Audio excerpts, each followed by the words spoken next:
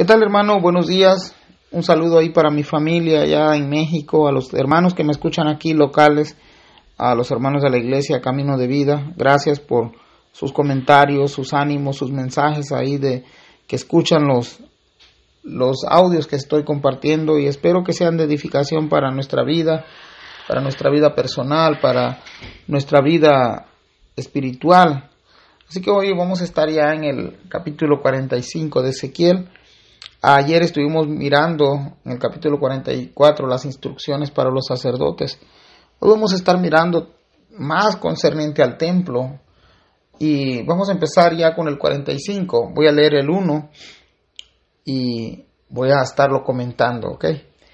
Entonces empezamos. Dice la palabra del Señor, dice así: cuando repartáis por suerte la tierra en heredad, apartaréis una porción para Jehová, que le consagréis en la tierra, de longitud de 25,000 cañas y 10,000 de ancho. Esto será santificado en todo su territorio alrededor. Leemos del verso 1. Miramos muchas medidas y distribución de la tierra que será restaurada. Se tenía que hacer nuevamente las medidas y la repartición por tribus, al igual que leímos en Josué. Y Dios se proveerá para sí mismo una porción. Pregunta: ¿Jehová necesita una porción de tierra para él? Yo respondí: claro que no. Esta porción es designada por él mismo soberanamente, porque él es el dueño. Lo haría para habitar en una manera santa y gloriosa en medio de su pueblo. Notemos la palabra consagrar. Ahí en el versículo 1 miramos esta palabra ahí: consagraréis, y es del verbo consagrar. Algunos cristianos, hermanos nuestros contemporáneos, asocian el rociar o ungir o aplicar aceite para consagrar. De hecho, hasta se le llama aceite de consagrar. Esta es una palabra hebrea, es la palabra kodesh. Y la idea no es que se esté ungiendo como algo especial con aceite. Esta palabra kodesh significa apartar o dedicar. Cuando nosotros dedicamos a nuestro Dios nuestra vida, nos estamos apartando para el servicio de Dios. Así es esta tierra, se estaba apartando para el servicio a Dios. La porción que Dios demanda para sí es de 25,000 cañas de longitud y 10,000 cañas de ancho. Hermano, ¿y cuánto es en metros? Para nosotros que ya estamos de este lado de aquí del charco, ¿verdad? La unidad de caña por lo menos varía en diferentes lugares. Está desde 1.55 metros hasta 1.80 en otros lugares. Aproximadamente 25,000 cañas estamos hablando. Es un aproximado de 13 kilómetros de largo por 10 kilómetros de ancho, dando un total de 100 kilómetros cuadrados. Esa era la superficie de la que Dios se había proveído para él mismo. Dentro de esta superficie se harían los deslindes correspondientes. Leamos el versículo 2. De esto será para el santuario 500 cañas de longitud y 500 de ancho en cuanto alrededor, y 50 codos en derredor para sus ejidos. Ya dijimos cuánto equivale más o menos, un aproximado, la unidad por caña: 1.80 a 1.55. Para el santuario, el templo, se le designaron ahí 500 cañas de longitud y 500 de ancho. Era un cuadrado de 250 metros cuadrados un aproximado. Alrededor de este terreno se dejaría un espacio para ejidos o parcelas de 25 metros de ancho, que dice, ahí también vemos otra medida, y 50 codos en derredor. Esto de codos también es una unidad de medida. Versículo 3. Y de esta medida medirás en longitud 25,000 cañas y en ancho 10,000, en lo cual estará el santuario y el lugar santísimo. Para el santuario y el lugar santísimo, 12 kilómetros aproximados por 5 kilómetros de ancho. Versículo 4. Lo consagrado de esta tierra será para los sacerdotes, ministros del santuario, que se acerquen para ministrar a Jehová, y servirán de lugar para sus casas y como recinto sagrado para el santuario. Toda esta tierra del verso 3 quedará para los sacerdotes, que sirven, ministran en el santuario. Aquí tendrán sus casas. Estos estarán separados del resto, como vamos a estar mirando. El Señor ya poniendo divisiones ahí, separando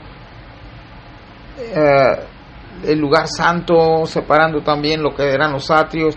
Ahora vemos que los sacerdotes que se dedicaban a ministrar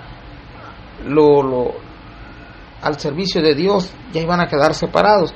Versículo 4: lo consagrado de esta tierra será para los sacerdotes ministros del santuario que se acerquen para ministrar a Jehová, y servirá de lugar para sus casas y como recinto sagrado para el santuario. Versículo 5: asimismo 25,000 cañas de longitud y 10,000 de ancho, lo cual será para los levitas ministros de la casa como posición para sí, con 20 cámaras. El versículo 5: habían otro tipo de servidores dentro del templo. Estos eran los ayudantes de los sacerdotes. También se les designa 12 kilómetros aproximados de longitud por 5 de ancho. Esto será con el fin de que tengan su propia ciudad, como dice el versículo 5. Versículo 6: para propiedad de la ciudad señalaréis 5,000 de anchura y 25,000 de longitud. Delante de lo que se apartó para el santuario será para toda la casa de Israel. Este es el versículo 6. Por lo menos ahí en metros o kilómetros sería 2.5 kilómetros, 2.500 metros de ancho por 12 kilómetros aproximado de largo, o 12,000 metros si tú lo quieres poner en metros. Esta porción no sería de ninguna tribu, pero a la vez sería de todos. Esto podría considerarse patrimonio de la nación. Y a partir de aquí vamos a mirar, terminamos con las medidas de longitud en cañas o codos, y vamos a entrar ya a algo más específico aquí. Versículo 7: y la parte del príncipe estará junto a lo que se apartó para el santuario, de uno y otro lado, y junto a las posiciones de la ciudad, delante de lo que se apartó para el santuario y delante de la posesión de la ciudad, desde el extremo occidental hasta el extremo oriental, y la longitud será desde el límite occidental hasta el límite oriental. Y si te quedaste confundido, al igual que yo, hermano, no te preocupes. Yo también me quedé confundido con tantas medidas y tantas palabras ahí que a veces no comprendemos. Pero esta palabra se puede traducir, la palabra príncipe que aparece ahí en el versículo 7, como gobernante o príncipe o gobernador. También quedaría dentro del terreno para Jehová. Todo lo que Dios había apartado desde el versículo 1 estarían dentro de estos límites, de estos linderos. Pero esta reubicación es impresionante. Primero nos dice que estará junto al santuario. Estamos hablando del lugar donde iba a habitar el gobernador o príncipe. A su vez queda junto a la posición que nos dijo el verso 6, que será heredad de Israel. Estas ubicaciones son impresionantes. Esta ubicación son estratégicas por parte de Dios por dos cosas. Le recordará dos cosas importantes al gobernador: tener siempre la mirada al santuario de Dios, y la otra es mantener la mirada a los habitantes de la nación. Es impresionante cómo el Señor acomoda las cosas a como Él le parece, a lo mejor que a Él le parece, y cómo nosotros tenemos también esta necesidad, hermanos, de estar mirando siempre a Dios, pero al mismo tiempo también estar mirando a nuestros semejantes, a nuestros prójimos, para no violar o violentar sus derechos o la ley de Dios. En el versículo 8 dice: esta tierra tendrá por posesión en Israel, y nunca más mis príncipes oprimirán a mi pueblo, y darán la tierra a la casa de Israel conforme a sus tribus. Y otra vez te lo voy a leer: esta tierra tendrá por posesión en Israel.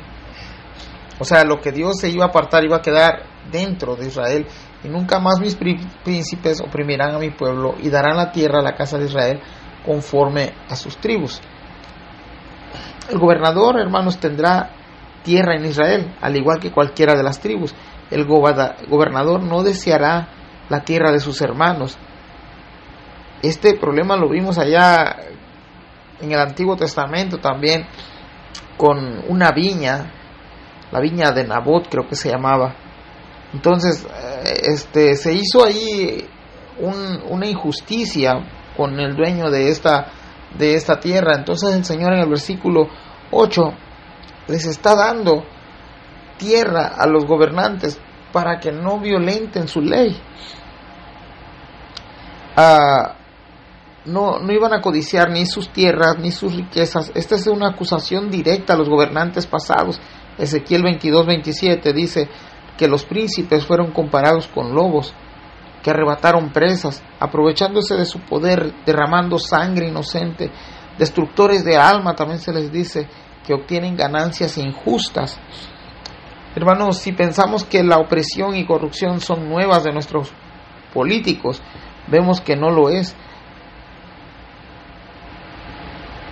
Los que quieren servir al pueblo bien, los políticos que quieren servir al pueblo bien, tienen que comenzar por servir a Jesucristo, por servirle a Dios, para que la sabiduría los pueda controlar y ser justos en todo el pueblo. Es por eso que nosotros no podemos poner nuestra esperanza en el hombre, porque eso jamás pasará. Por esa esperanza, en esta era no la veremos.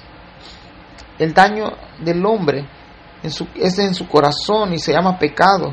Pero los cristianos creemos que un día se presentará el Hijo de Dios.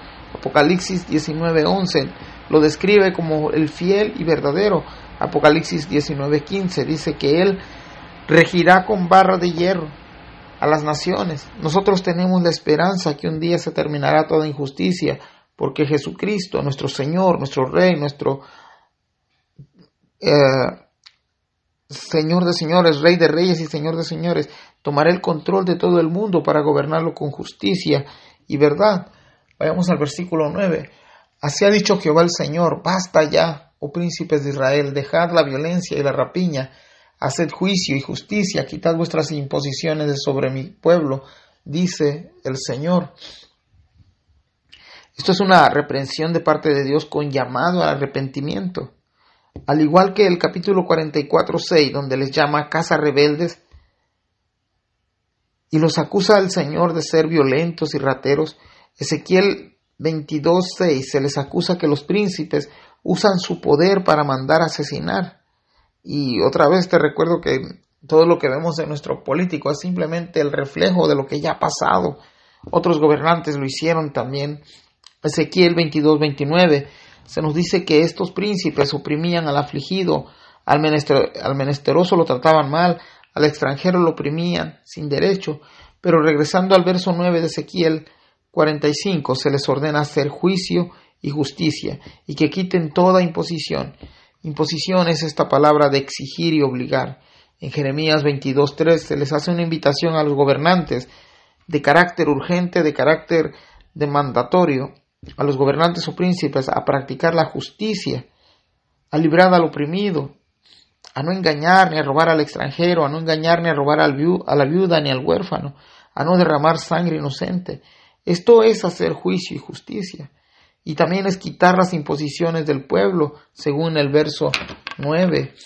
Yo no sé si miras a tu alrededor o miramos a nuestro alrededor y cómo a veces aún dentro de la familia, aún dentro del ámbito como iglesia, aún dentro del ámbito político, vemos a personas imponernos cosas, a imponernos cargas.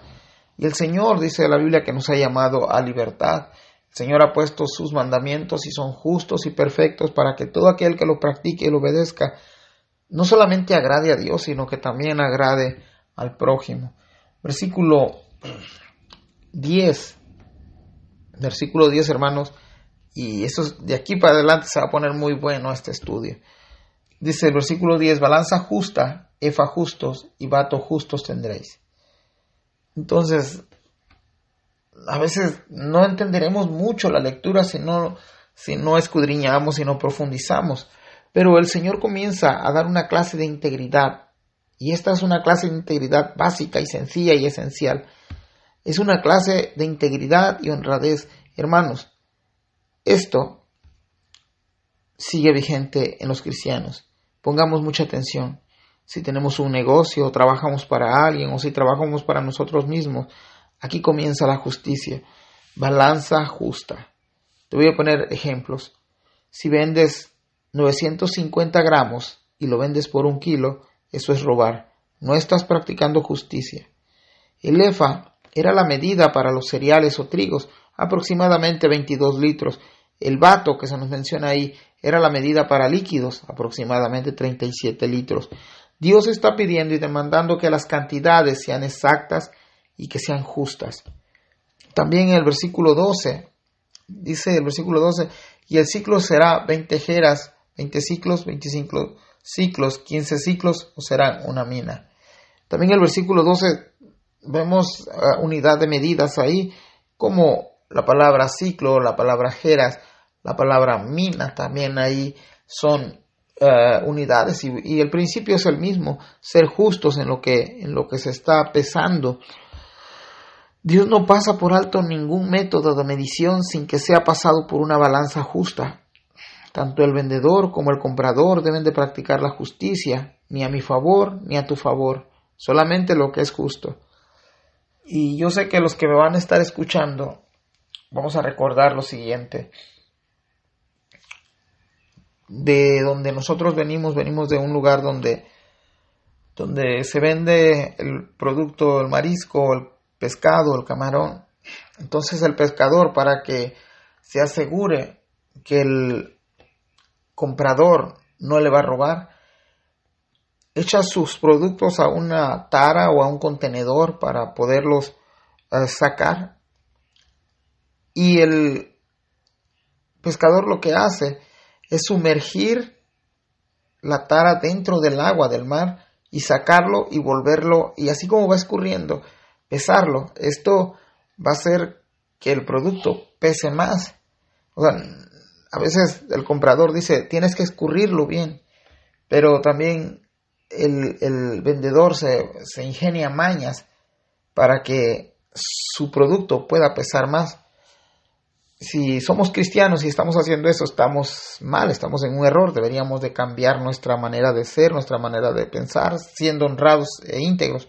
Pero por el otro lado, el comprador también hacía lo siguiente. Se compraba una báscula y allá le llaman curar las básculas. Esto es para que la báscula pese a mi favor. 2, 3, 4, 5 kilos a veces por una pesada. Entonces, si el comprador es cristiano, también debe de entender que esto no está bien. La Biblia nos dice que no debemos de sacar ventaja de esto.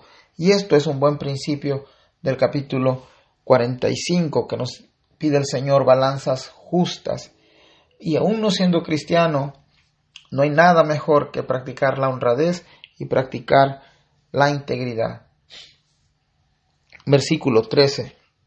Esta será la ofrenda que ofreceréis: la sexta parte de un efa por cada homer de trigo y la sexta parte de un efa por cada homer de la cebada.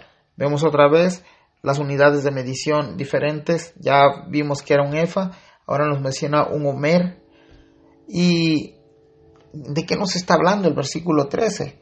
Y obviamente, hermanos, se nos está hablando de ofrendas. Son ofrendas de granos o cereales o de aceite, que vamos a estar mirando también en un versículo más adelante. Entonces, versículo 13, lo que Dios demanda de las cosechas para él es la sexta parte de un efa, ya sea trigos o sean cebadas. Estos cereales se dividirían en 60 partes iguales, 60 de trigo o 60 de cebada. Solamente se presentaría como ofrenda a Dios una parte de 60, o sea, las 59 partes restantes le pertenecía al que traía la ofrenda. Solamente una parte era para el Señor, para la ofrenda, para la casa de Dios. Así que Dios está poniendo aquí un método de que ni el sacerdote o el gobernador o el príncipe podía exigirte más. El Señor está poniendo aquí lo que se debería de dar, y de hecho, si tú te das cuenta, ni siquiera es el 10%, ¿no? Sería menos de eso. Lo mismo aplicaba para el cereal y aplicaba para el trigo. Solamente se presentaría como ofrenda a Dios una parte de 60. Leamos el versículo 14. La ordenanza para el aceite será que ofreceréis un bato de aceite, que es la 10ª parte de un coro. 10 batos hará un homer, porque 10 batos son un homer. Ahora, otra vez, notemos ahí otra unidad de medida, que es un coro. Y otra vez aparece el homer, y vemos que estas eran métodos de medición para que se pudieran las cosas pues medir o vender o proporcionar. Pero es algo confuso, pero no es complicado. 1 litro de aceite, más o menos es lo que está diciendo ahí, 1 litro de aceite de cada 100 que se produzca.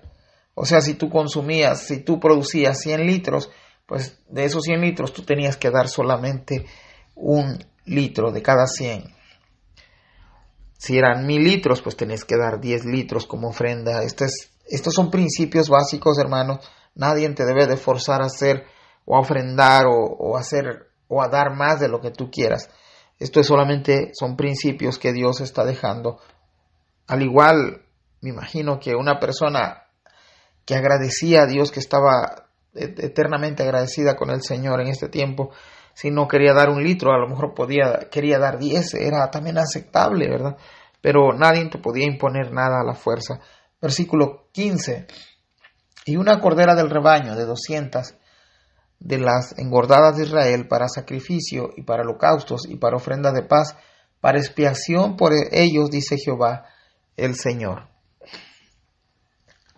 Si no lo entendiste, no te preocupes, yo también no lo entendí a este versículo. Así que vamos a tratar de explicarlo un poco más. Dice el versículo 15, y una cordera del rebaño de 200. Es una oveja por cada 200 del rebaño. Si tenías 400, pues deberías de dar 2. Pero si eran cada 200 ovejas de tu rebaño, deberías de dar 1. Así que te digo, no es tan complicado entender esto, únicamente quiere que escudriñemos y que leamos. Además de eso, el versículo 15 dice de las engordadas de Israel. ¿Qué quiere decir eso? O sea, en otras palabras, era la mejor oveja, no la que te sobre, no la enferma, no la oveja que esté tuerta, no la que esté ciega, no la más flaca. O sea, Dios está exigiendo, si le vas a dar una de 200, que sea la mejor, porque esa va a ser, dice ahí el 15, para sacrificio y holocaustos y para ofrendas de paz, para expiación por ellos, dice Jehová el Señor. Esto era una orden de parte de Dios. Y la primera era para ofrenda de paz, que serían los cereales que estamos en el verso que nos mencionó el verso 14. Y la oveja era para sacrificio por la expiación de pecados. Y realmente a veces parece que esto no importara, hermanos, pero estos son fundamentos para nosotros los cristianos, para cuando comencemos a aprender a darle a Dios lo que Él se merece. Así que el versículo 16 dice, todo el pueblo de la tierra estará obligado a dar esta ofrenda para el príncipe de Israel. Es una obligación o un mandatorio, como tú lo quieras decir, pero esta ordenanza viene de parte de Dios. Observe para quién será esta ofrenda. Dice para el príncipe de Israel o gobernador. Al mismo del verso 7. Ayer mencioné del capítulo 44 que este príncipe es causa de debates entre maestros de la Biblia y teólogos. Algunos creen que es un gobernante civil, otros que es un sumo sacerdote, otros que es un tipo del Mesías y que apunta al gobierno eterno de Jesucristo. Sé que algunos que me escuchan dirán, entonces, eso fue en el Antiguo Testamento, hoy no somos agricultores, no somos ganaderos, entonces no podemos ofrecer más a Dios esto. Hermanos, esto es un principio de dar a Dios. Dios provee nuestro sustento por medio de la labor que desempeñemos. El apóstol Pablo lo simplificó con la frase, cada uno dé conforme propuso en su corazón. No te quedes con el privilegio de ser un dador alegre, hermanos. Así que son cosas básicas que uno, obviamente, pues en aquel entonces tampoco habían restaurantes, y habían fábricas, y habían cosas que ahora tenemos. Dios se ha encargado y siempre nos ha provisto de no dejarnos sin el sustento. Entonces, de lo que Él nos da, nosotros debemos de darle un poco. Al final de cuentas, todo le pertenece a Él. Versículo 17. Mas el príncipe corresponderá el dar, el holocausto y el sacrificio y la libación en las fiestas solemnes, en las lunas nuevas, en los días de reposo y en todas las fiestas de la casa de Israel. Él dispondrá la expiación, la ofrenda, el holocausto y las ofrendas de paz para hacer expiación por la casa de Israel. Por otro lado, hermanos, el gobernador o príncipe será responsable de proveer los animales para las ofrendas, para las fiestas. El gobernador o príncipe está como ejemplo al pueblo para proveer a la casa de Dios. O sea, de todo lo que iba a recibir no era de él. Al final de cuentas terminaría nada más siendo un administrador para cuando vinieran las fiestas solemnes, vinieran las lunas nuevas, los días de reposo y todas las fiestas que Israel celebraba. Entonces, al final de cuentas también él servía como de un albacea, ¿no? De parte de Dios, que él solamente administraba estas cosas que recibía para cuando llegaban estos eventos que eran solemnes. Versículo 18. Así ha dicho Jehová el Señor: el mes primero, el día primero del mes, tomarás de la vacada un becerro sin defecto y purificarás el santuario. Esta ordenanza no es nueva, parece que se había dejado de hacer para la purificación del templo. Jehová vuelve a instituir esta ceremonia o práctica y el requisito es un becerro sin defecto y purificar el santuario. Para esta ceremonia, el verso 19 comenzará a recibir instrucciones el sacerdote. Dice el versículo 19: y el sacerdote tomará de la sangre de la expiación y pondrá sobre los postes de la casa y sobre los 4 ángulos del descanso del altar y sobre los postes de la puerta del atrio interior. El sacerdote tomará de la sangre del animal, dice ahí, y untará los postes del templo, además las 4 esquinas del altar, también las puertas y los postes del atrio interior. Alguien podría preguntar, ¿todo eso se hacía en el Antiguo Testamento? Hermano, la ley y la pureza de la santidad de Dios solamente podía ser saciada con algo, con sangre inocente. Entonces el pecador tomaba un animal en representación del mismo y el animal moría en el lugar del pecador. Cuando las personas tenían acceso al atrio interior, estos lugares quedaban contaminados o impuros. Había que purificarlos nuevamente. Aquí entraba otra vez el animal sin defecto, inocente, para que por la sangre del animal quedara el lugar purificado. Hebreos 9:28 nos dice que Jesucristo fue ofrecido una sola vez y para siempre para llevar los pecados de muchos. Hebreos 9:22 dice, y casi todo es purificado según la ley con sangre, y sin derramamiento de sangre no se hace remisión. Eso lo leemos en Hebreos 9. El verso 18, pasemos al verso 20 ya. Así harás el 7º día del mes para los que pecaron por error y por engaño, y harás expiación por la casa. El verso 18 dice que el día primero del mes iniciaría una ceremonia y el día 7 del mismo mes haría la misma ceremonia, y ahora nos dice las causas de esta ceremonia. ¿Por qué se tenía que celebrar esta ceremonia? Simplemente por si alguno pecó involuntariamente, por error o por engaño. Esto se va a hacer para, como ya el Señor lo ha dicho antes también aquí en Ezequiel, para separar lo santo de lo profano. A lo mejor alguien entró ahí y sin querer entró impuro y contaminó todas las cosas. Entonces estas ceremonias se hacían para la purificación del templo. Y tal parece que el Señor nos está recordando, les está recordando a ellos en las cosas que estaban fallando, y que en esta restauración tenían que volver a retomar estas prácticas que se venían haciendo desde el tiempo de Moisés. Versículo 21. El mes primero, a los 14 días del mes, tendréis la Pascua, fiesta de 7 días, se comerá pan sin levadura. Este mes, el mes primero, que es el mes de Abib, y comprende entre nuestro calendario entre marzo y abril, en el día 14 instituye nuevamente la Pascua. Esta fiesta duraría 7 días. La pregunta, ¿qué es la fiesta de la Pascua o qué se celebra en la Pascua? Pues nosotros deberíamos de saber esta respuesta ya.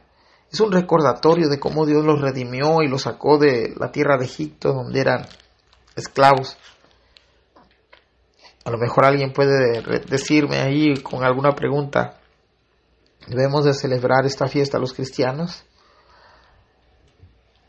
no sé, déjame tu comentario ahí, porque algunos han regresado a hacer estas fiestas, pero mi respuesta es no en el sentido literal, pero sí en el sentido espiritual. Primera de Corintios 5:6 nos dice que Cristo es nuestra Pascua. Él fue el pago que nos redimió del pecado. Él nos compró con su sangre. O sea, ya no podemos celebrar estas fiestas solemnes. Quedaron inválidas cuando ya el Señor se presentó como el único Cordero, como el único sacrificio perfecto. También el versículo 21 nos dice, se comerá pan sin levadura. El pan sin levadura también recuerda que debemos ser como panes nuevos sin levadura. La levadura hace que la masa se descomponga, esa es su función. El pecado hace que la vida de las personas también se eche a perder. También esa es la función del pecado, destruir, arruinar, hacer destrozos en la vida de cualquier persona. Leeré el 22, 23 y 24 y haré un comentario solamente. Aquel día el príncipe sacrificará por sí mismo y por todo el pueblo de la tierra un becerro por el pecado. Y a los 7 días de las fiestas solemnes ofrecerá holocaustos a Jehová 7 becerros y 7 carneros sin defecto cada día de los 7 días, y por el pecado un macho cabrío cada día. Y con cada becerro ofrecerá ofrenda de un efa, y con cada carnero un efa, y por cada efa un hin de aceite. Otra vez vemos un método de medida ahí llamado hin. El único comentario que tengo aquí para estos 3 versículos es que vemos otra indicación para el príncipe o gobernador, proveer lo necesario para realizar estas fiestas. Y hermanos, estamos hablando de fiestas de 7 días, de fiestas que eran continuas. Así que pues había que tener lo suficiente para proveer de todo lo que se va a ocupar aquí en estas fiestas. Entonces la pregunta es de que ¿dónde quedaban estas cosas que el habitante le llevaba al príncipe o al gobernador? Bueno, estas cosas, como te dije hace rato, el gobernador simplemente servía de albacea o de administrador para cuando llegaban estas fiestas. Él tenía que proveer estas cosas que hacían falta en cada fiesta. El versículo 25, y termino. En el mes séptimo, a los 15 días del mes, la fiesta hará como en estos 7 días, en cuanto a la expiación, en cuanto al holocausto, en cuanto al presente y en cuanto al aceite. Ahora sí, te das cuenta, ya no es el mes primero, ahora es el mes séptimo, y es el mes Etaín, podría ser octubre en nuestros días. Esta es una fiesta también estipulada por Dios, fiesta de las enramadas, también se le conoció. Nuevamente días de fiestas, y el príncipe otra vez proveyendo lo necesario para el sacrificio y holocaustos. También Jehová vuelve a restaurar sus fiestas. Estas fiestas nos muestran a un Dios que trae gozo y alegría a su pueblo. Ahora podemos celebrar que es Jesucristo lo real, lo que hacían estas fiestas. Las fiestas solamente eran proyectar la sombra de lo real y de la verdad que significan estas ceremonias. Estas solamente eran sombras de lo que Jesucristo, nuestro bendito Salvador, vendría a cumplir a su llegada a este mundo. Seguiremos el día de mañana con el capítulo 46, hermanos. Dios te bendiga y gracias. Bendiciones.